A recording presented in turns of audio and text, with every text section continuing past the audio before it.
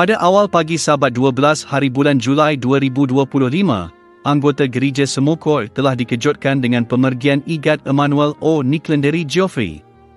Menurut ahli keluarganya, lewat petang Jumaat itu dia mahu pulang ke Semokoy dari Kuching, kerana keesokan harinya dia mahu bersembayang di Gereja Seventh-day Adventist Semokoy.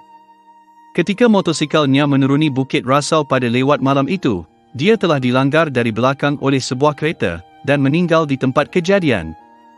Kematian Emmanuel merupakan kehilangan besar kepada pekerjaan Tuhan di Gereja SDA Semokoy, kerana dia sangat aktif pada semua kegiatan gereja dan aktiviti belia yang dipimpinnya di gereja.